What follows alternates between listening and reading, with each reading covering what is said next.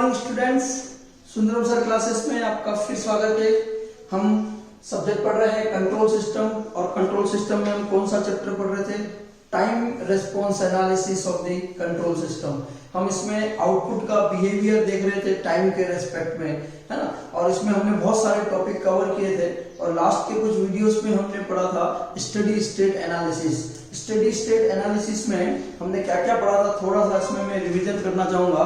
Revision इसलिए क्योंकि जो अगला टॉपिक है वो पहले के जो भी मेथड थे उनके जो डिसएडवांटेज है उस डिसएडवांटेज को दूर करने के लिए ये मेथड्स हैं। और ये जो मेथड आज हम पढ़ेंगे वो है dynamic error coefficient method.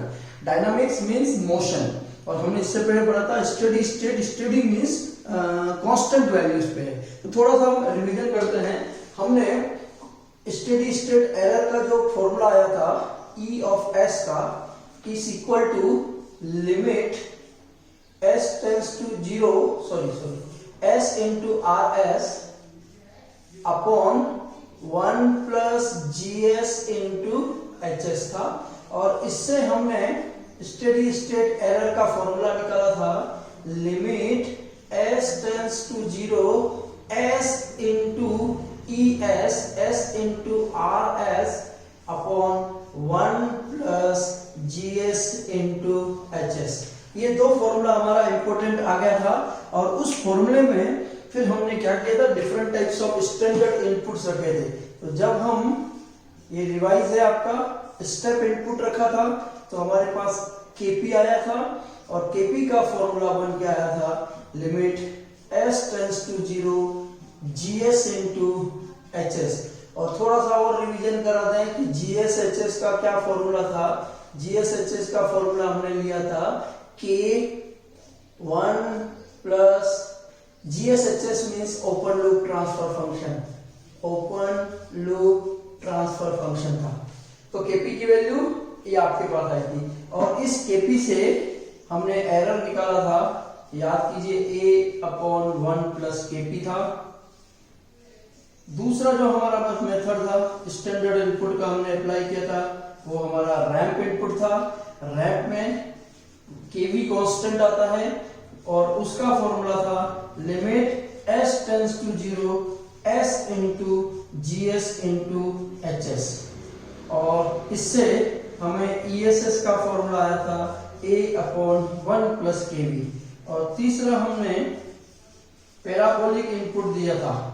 Parabolic input में हमारे पास KA कांस्टेंट आया था, और उस KA का फॉर्मूला था limit S tends to 0 S square into GS into HS। और इससे ESS का जो फॉर्मूला था A अपॉन KV था। तो ये हमने लास्ट की कुछ क्लासों में स्टडी स्टेट एनालिसिस में हमने उसको कंप्लीट डेरिवेशंस और डायग्राम्स और रिलेशंस फाइंड आउट किए थे। ठीक है, अब जब हम स्टडी स्टेट एनालिसिस करते हैं तो हर एक सिस्टम के कुछ एडवांटेज होते हैं और कुछ डिसएडवांटेज होते हैं। तो आज हम हल्का सा स्टडी करेंगे कि what are the disadvantage of steady state error method. जो भी हमने स्टडी स्टेट एरर मेथड से डिफरेंट टाइप्स ऑफ एरर निकाले थे, उस डिफरेंट टाइप्स ऑफ एरर में हमारे को क्या क्या डिसएडवांटेज था, जिससे कि हमें जो आज का टॉपिक है वो हमें स्टार्ट करना पड़ा है। तो अब हम डिसएडवांटेज पढ़ते हैं। एडवांटेज में जो पहला पॉइंट था वो पहला पॉइंट ये है कि ये जो मेथड है study state error coefficient method, ये सिर्फ 3 जो इनपुट्स हमने पढ़े थे स्टेप, रैंप और पैराबोलिक, इन्हीं 3 स्टैंडर्ड इनपुट के लिए एरर की वैल्यू प्रोवाइड करता है या देता है। इसके अलावा इस मेथड से हम और भी सारे और दूसरे जो स्टैंडर्ड इनपुट है हम उनसे एरर की वैल्यू फाइंड आउट नहीं कर सकते। ये हमारा पहला डिसएडवांटेज था। मीनिंग ये है ये मेथड सिर्फ 3 स्टैंडर्ड इनपुट स्टेप, रैंप और पैराबोलिक के लिए ही एप्लीकेबल था। ओके, और दूसरा जो हमने आप पहले वाले वीडियो में देखेंगे कि जब हम step input, ramp input, parabolic input में जब हम टाइप निकालते हैं, टाइप 0, टाइप 1, टाइप 2, तो उन सब में जो एरर्स की वैल्यू थी, या तो वो एरर की वैल्यू 0 आती है या फिर इनफाइनाइट आती है, और कुछ केसों में वो एक फाइनाइट वैल्यू देता है। इनके अलावा एरर की वैल्यू है ना, या 0 और इनफाइनाइट के डिफरेंट वैल्यूज को ये प्रोवाइड नहीं करता है। इसका मतलब ये कहने की कोशिश कर रहा हूं कि एरर का अगर हम ग्राफ खींचते हैं टाइम के रिस्पेक्ट में, तो यहाँ पर हमें कंटिन्यूअस कोई ग्राफ नहीं मिलता है। अगर ये ग्राफ हमें एरर का टाइम के रिस्पेक्ट में मिल जाता, तो कंट्रोल सिस्टम की डिजाइन पर्पस के लिए ये ग्राफ हमें बहुत हेल्पफुल होता। पर इस मेथड से हम एरर की वैल्यू सिर्फ 0 या इनफाइनाइट या कुछ केसों में फाइनाइट वैल्यू ही हम ले पा रहे थे। ठीक, तो ये दूसरा डिसएडवांटेज है हमारा।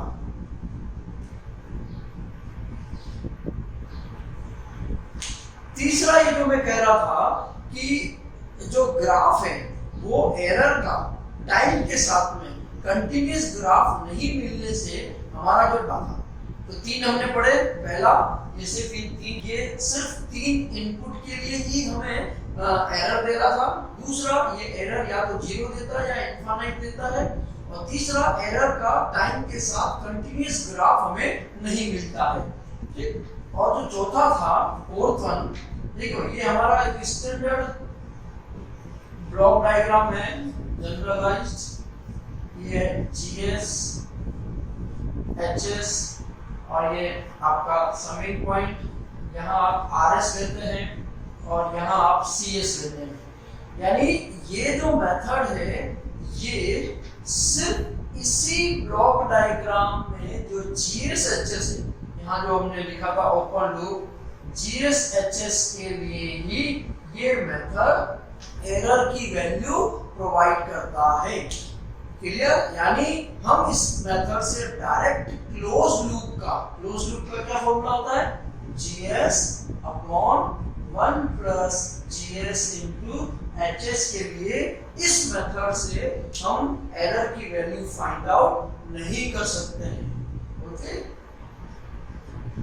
पांचवा, फिफ्थ जो डिसएडवांटेज था कि इस मेथड से हम सिर्फ इसी ब्लॉक डायग्राम के लिए एरर की वैल्यू फाइंड आउट कर पा रहे हैं। इसके अलावा अगर हम यहाँ पर G1, G2, H1, H2 और जो हमने ब्लॉक डायग्राम के चैप्टर में बड़े-बड़े डायग्राम पढ़े थे, उस डायग्राम का इस मेथड से हम एरर फाइंड आउट नहीं कर पा रहे हैं।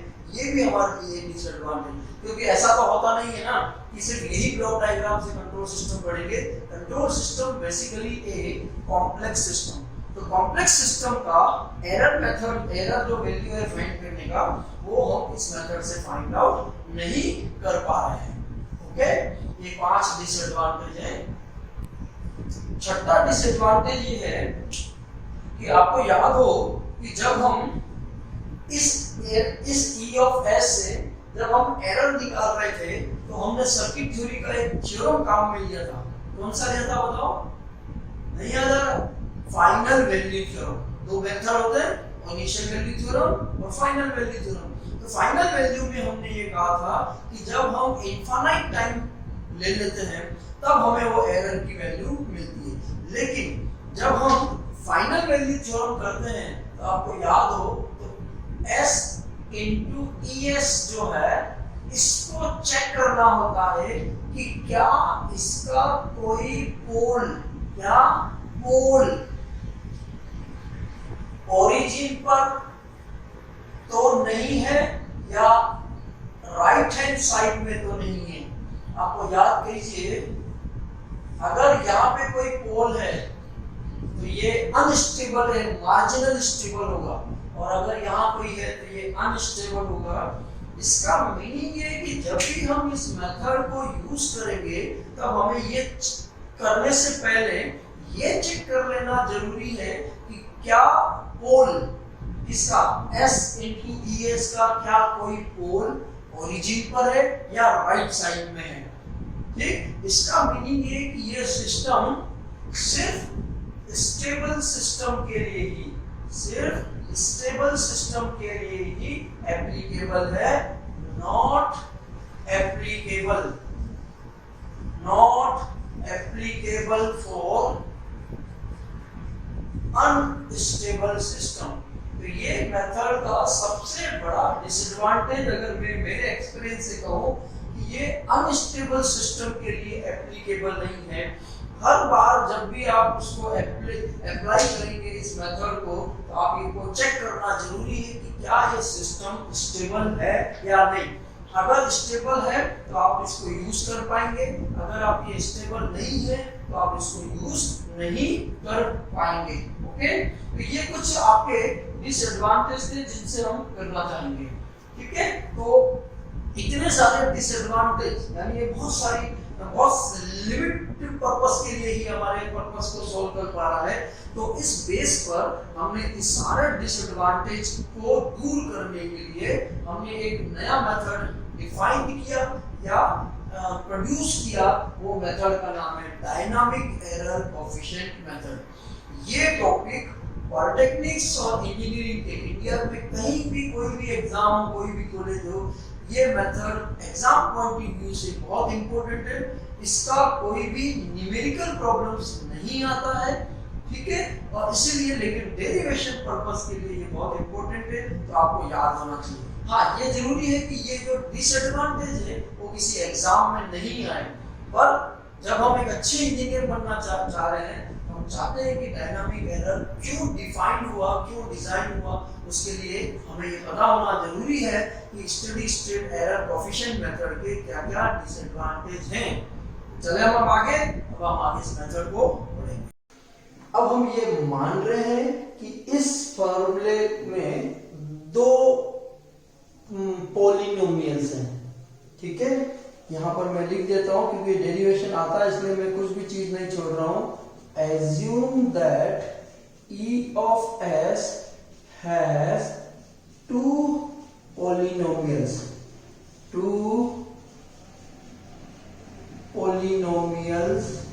of S।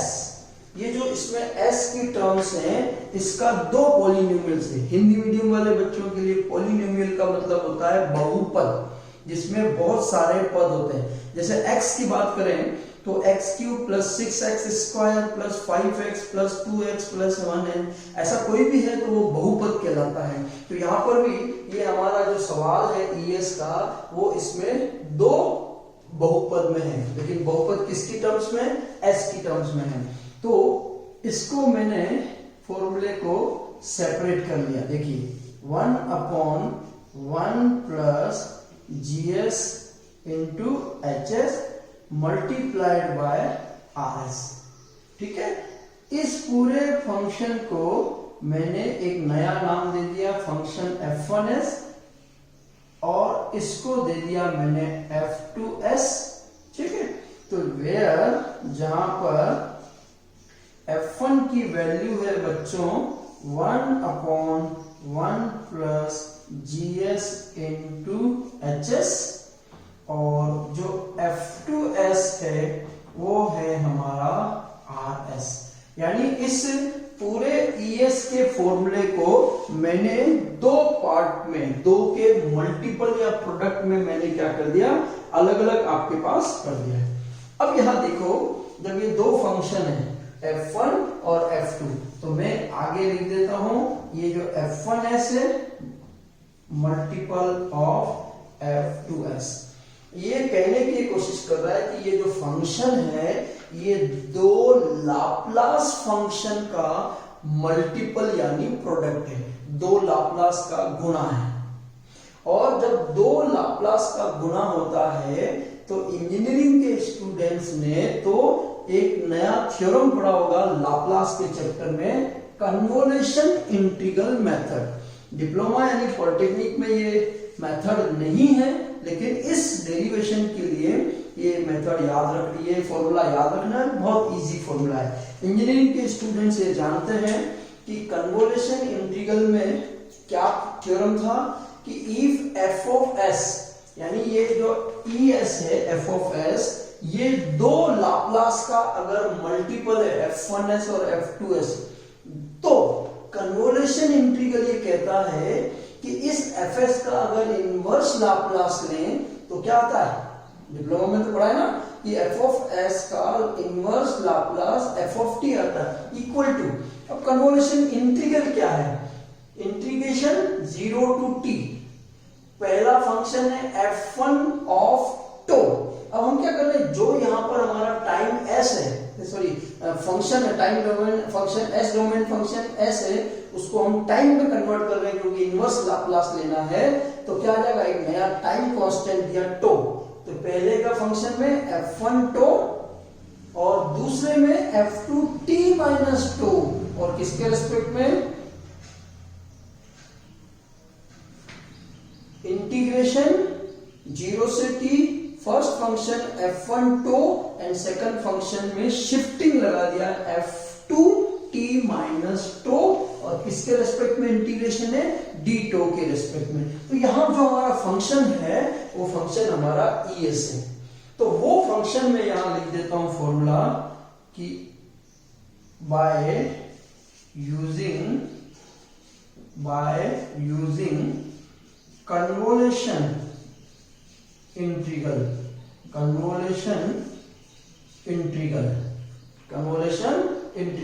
ये जो फंक्शन है इसको मैं यूज करूंगा Laplace inverse of capital E of S, और उसका फॉर्मूला बनेगा E of T, E of S, F of S का inverse Laplace F of T, तो एरर E ऑफ S का inverse Laplace E of T आएगा equal to integration 0 से t। अब पहला फंक्शन कौन सा है, f1, तो मैंने यहां लिख दिया f1 ऑफ टॉ, और दूसरा मैंने लिख दिया f2 t माइनस टॉ इंटू डी टॉ, और जो दूसरा फंक्शन है f2 वो मेरा है rs, ठीक। तो मैं f2 की जगह r का वैल्यू रख दूंगा, तो Laplace inverse of E of S equal to ET equal to integration of 0 से t f1 tau then r t minus tau into d tau. अब ये जो सेकंड फंक्शन है, इस फंक्शन को मुझे एक्सपांड करना है मैथमेटिक्स के अकॉर्डिंग, तो मैं यहां लिख रहा हूं t minus 2 can be expanded, फैलाना इसको, expanded by, मैथमेटिक्स में इंजीनियरिंग ने स्टूडेंट ने पढ़ा है टेलर सीरीज, टेलर सीरीज से हमें इसको एक्सपांड करना है। तो टेलर सीरीज क्या है, r t minus tau is equal to r t, ये याद रखना है आपको, minus tau r dash t plus tau square by factorial 2 r double dash t, then minus tau cube upon factorial 3 r triple dash into t and so. अब देखिए ये जो formula था, ओके, इसको मैंने 1 ले लिया, तो ये जो इक्वेशन है इस इक्वेशन को 1 मैंने ले लिया। अब देखो ये किसको एक्सपांड किया, r of t minus tau को, और ये भी r t माइनस, इसी को तो किया था। अब ये पूरी जो हमारी सीरीज है, इस पूरी सीरीज को मैं यहाँ रखूंगा, तो आप ये देखेंगे कि हमारा जो टोटल फॉर्मूला है वो है e ऑफ t। अब मैंने e ऑफ t डायरेक्ट ले लिया क्योंकि मुझे e ऑफ t तो निकालना है, तो e of t is equal to integration 0 से टाइम t, पहला फंक्शन f1 टो और दूसरे की सीरीज रख दी, सीरीज कितना है r of t minus tau r dash t upon factorial 1। यहाँ कुछ नहीं है तो मैं फैक्टोरियल 1, यहाँ फैक्टोरियल 2, फैक्टोरियल 3। एक चीज और रह गई, ये जो डैश डबल डैश है बताओ इंजीनियरिंग स्टूडेंट्स को तो मालूम है और पॉलिटेक्निक को भी कि जब हम किसी टर्म के ऊपर डैश लिखते हैं तो वो हमारा डिफरेंशियल टर्म होता है। अगर हम कहीं पर d f t by d t लिखे तो इसको शॉर्ट में डैश लगा देते हैं। तो याद रखिए जब भी किसी फंक्शन के ऊपर अगर डैश आता है तो वो डिफरेंशियल टर्म होती है। तो यहाँ पर डैश आ गया plus tau square by factorial 2 r dash t minus tau cube by factorial 3 और triple dash t and so on. अब हमें इसको जो e ऑफ t है इस पूरे को आपको ओपन कर लेना है। तो e of t equal to integration 0 से t f1 टो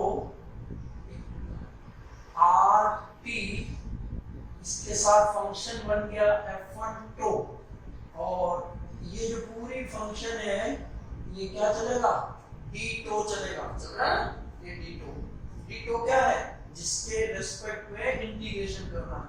तो ये हमारा d टो पहला फंक्शन हो गया minus r dash t integration 0 से t r dash t minus integration 0 से t tau factorial 1 r dash t into f1 tau into d tau. Okay, और तीसरा प्लस इंटीग्रेशन 0 से t tau square by factorial 2 r double dash t into f1 tau into d tau. Okay, और तीसरा कौन सा है minus का ना, माइनस इंटीग्रेशन 0 से t tau cube divide by factorial 3 r triple dash t into f1 tau into d tau and so on. तो इस तरह से ये पूरी इक्वेशन में हमने ओपन कर लिया और वैल्यूज कर ली। अब ये जो e एट p की है, अब हमें आपको पता है कि एरर कैसे निकालते थे। एरर हम निकालते थे limit t tends to infinity, क्योंकि एरर के लिए हमने फाइनल वैल्यू थ्योरम लगाई थी, और फाइनल वैल्यू थ्योरम का में आपको याद हो तो टाइम की लिमिट इंफिनिटी होती है और s की लिमिट 0 होती है। तो यहाँ टाइम की limit t tends to infinity लगा रहे हैं, तो हमारे पास क्या आ जाएगा et। ठीक है, अब आप थोड़ी सी चीजें देखिए। टाइम की वैल्यू लिमिट इंफिनिटी है और ये जो e ऑफ t है ये पूरा इसमें आ जाएगा। अब टाइम जब लिमिट आ रहा है तो यहाँ पर ये जो टाइम की t है इसकी लिमिट कितनी है इंफिनिटी, तो क्या चेंज होगा देखिए।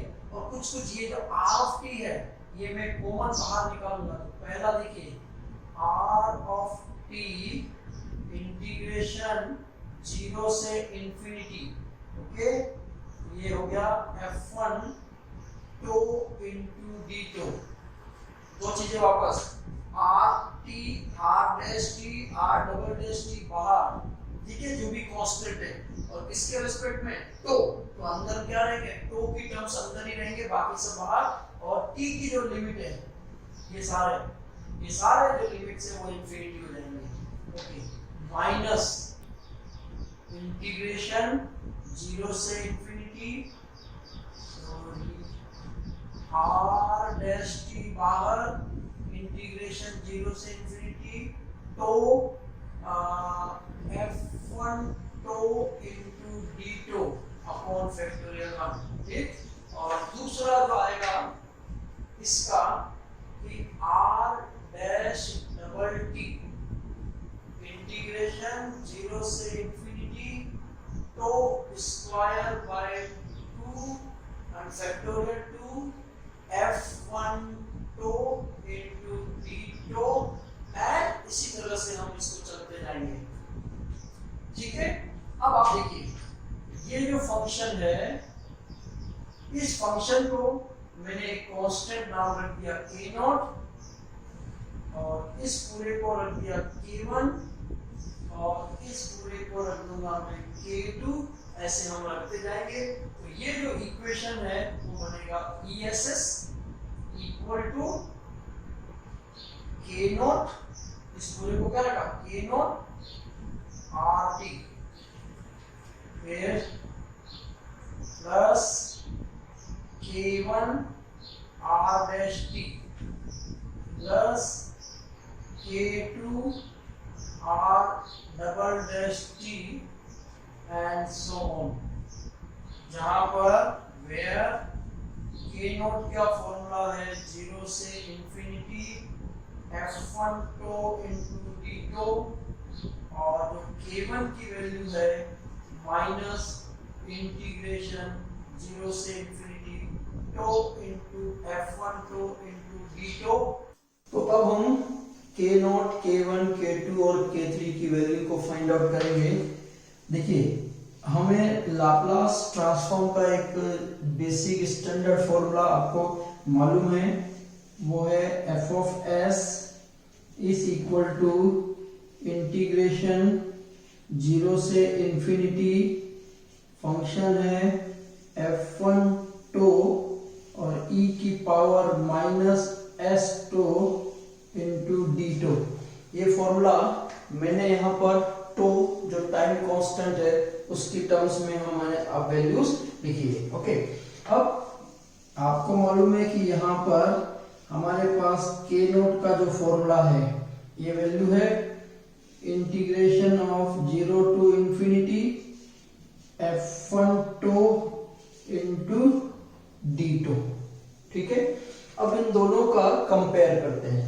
तो यहाँ पर F1 टो है, डी टो है, मुझे e की पावर माइनस s टो चाहिए। तो मैं दोनों तरफ, ध्यान से सुनिए, दोनों तरफ e की पावर माइनस s टो का मल्टीपल कर दूंगा। तो ये e की power minus s tau K naught is equal to 0 से इंफिनिटी F1 टो e की power minus s tau into d tau. Clear है? अब इसके दोनों तरफ हमें लिमिट लगानी है। आपको याद हो तो लिमिट हमारा क्या था, लिमिट s टेंड्स टू 0। जब हम फाइनल पॉइंट पे पहुंचते हैं तो t की लिमिट इंफिनिटी और s की वैल्यू 0 है। तो मैंने दोनों तरफ लिमिट लगा दी, equal to limit s tends to 0 लगा देते हैं। अब देखो लेफ्ट साइड में जब s की लिमिट 0 रखेंगे यहाँ पर तो e की पावर माइनस 0 हो जाएगा, और ये जो पूरा टर्म है इसकी पूरी वैल्यू 1 हो जाएगी। तो लिमिट इसके साथ कंबाइंड होकर वैल्यू 1 दे दिया। तो इधर कितना बचा हमारे पास, K नॉट बचा है। तो K naught is equal to, अब देखिए ये जो लेफ्ट साइड में है ये पूरा आपका इस फॉर्मूले से मैच कर रहा है, और इस फॉर्मूले को हम fs लिखेंगे। अब यहाँ फंक्शन क्या है, f1s है, तो यहाँ f1 टो है, तो मेरे पास फंक्शन भी f1s है। तो फाइनली क्या आया, देखो K नॉट, ये पूरा value 1, K naught equal to limit s tends to 0, और इसका फॉर्मूला बन गया f1s। तो ये जैसे हमने वहां पर Kp, Kv और Ka का फॉर्मूला था, यहाँ पे जो डायनामिक एरर कांस्टेंट है K नॉट, K1, इनकी वैल्यू को हमने यहाँ पर फाइंड आउट किया है। जहां पर आपको मालूम है कि ये जो F1s है, ये F1s यहाँ पर देखोगे तो ये F1s इसके बराबर है। तो हमारे पास F1s equal to 1 plus GS into HS है। तो इस तरह से आपका ये जो पहला कोफिशिएंट है डायनामिक, K नॉट आपने फाइंड कर लिया। अब हम K1 की वैल्यू फाइंड करेंगे। तो ये हमारा K नॉट का फॉर्मूला हो गया। अब हमें K1 की वैल्यू फाइंड करनी है। तो K1 की वैल्यू हमें फाइंड करनी है, तो हम स्टार्ट करेंगे K नॉट से। K नॉट का फॉर्मूला देखिए यहाँ पर, इंटीग्रेशन 0 से infinity F1 to and D2। फिर याद हो तो आपको उसमें अपने e की पावर माइनस एस टो से मल्टीपल किया था, e की power minus S to into के नॉट, राइट साइड में 0 to infinity f1 tau e की power minus S to into d tau है। और इस पूरे की वैल्यू देखो मैच कर रहा है ना, इस पूरे की वैल्यू f1s के इक्वल है।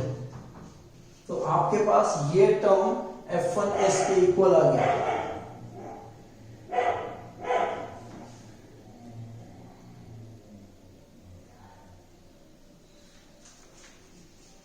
अब आप taking derivative with respect to s, अब ये जो इक्वेशन है इसको s के रेस्पेक्ट में डिफरेंशिएट करना है। तो इसमें s की टर्म ये है तो इसका डिफरेंशिएट करोगे तो -2 आ जाएगा और e की power minus S to into के not equal to differential of f1s by ds।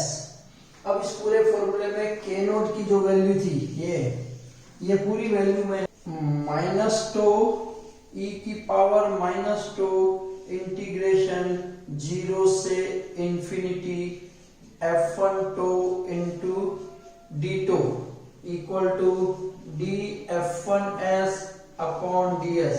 और इस इंटीग्रेशन को अगर हम यहां पर यूज कर लें, कहां पे, ये यहां पे, तो 0 से इंफिनिटी f1 टो, ये देखिए, और टो आपके पास ये वैल्यूज है और डी की पावर टो की वैल्यू हो जाएगी। तो इस पूरे को आप क्या यूज कर सकते हैं, e की पावर माइनस एस टो को बाहर रख लीजिए और integration -2 f1 tau into d tau है ना equal to df1s upon ds। और इस पूरे की वैल्यू देखोगे तो k1 हो जाएगा। तो e की power minus S tau k1 equal to df1s upon ds। अगर आप इस दोनों साइड में लिमिट ले लें s टेंड्स टू 0, e की power minus S to into k1, then limit s tends to 0 into df1s upon ds। ये limit जब इसमें यूज करोगे तो ये पूरी वैल्यू 1 हो जाएगी। तो हमारे पास फाइनली k1 का फॉर्मूला आ गया, limit s tends to 0 df1s by ds। देखो ध्यान से, ये k नोट की लिमिट वैल्यू है, limit s tends to 0 f1s। अगला टर्म में लिमिट वही है लेकिन पहला जो फंक्शन है f1s उसका डिफरेंशिएट हो गया है। तो अब हम आगे इन जनरल फॉर्मूला बना देते हैं।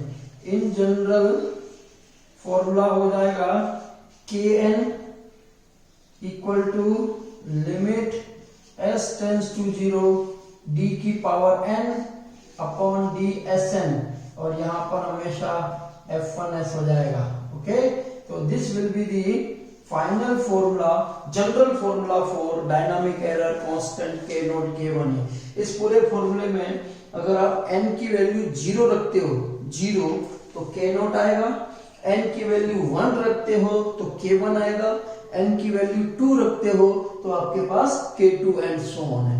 तो ये डायनामिक एरर कोफिशिएंट का डेरिवेशन थोड़े नए टाइप का है क्योंकि इसमें टेलर सीरीज भी यूज हो रहा है और इसमें कुछ मैथमेटिकल कैलकुलेशन ज्यादा है, पर चूंकि एग्जाम में आता है और पॉलिटेक्निक और इंजीनियरिंग और सभी तरह के में, तो आपको ये डेरिवेशन 2-3 बार कर करके प्रैक्टिस करना पड़ेगा। कोई भी स्टडी, कोई भी पढ़ाई आपको बिना प्रैक्टिस के नहीं होगी। इस वीडियो में मैंने सिर्फ डायनामिक एरर कोफिशिएंट को लिया है, थोड़ा सा धीरे और टाइम भी लिया है, लेकिन जब आप प्रैक्टिस कर लोगे तो ये आपके 10 से 12 मिनट में कंप्लीट हो जाएगा। तो इस तरह से ये स्टडी स्टेट के डिसएडवांटेज को दूर करने का जो डायनामिक एरर मेथड है वो भी आपका कंप्लीट हो गया। अगले वीडियो में मैं नया कुछ टॉपिक्स लेके आऊंगा।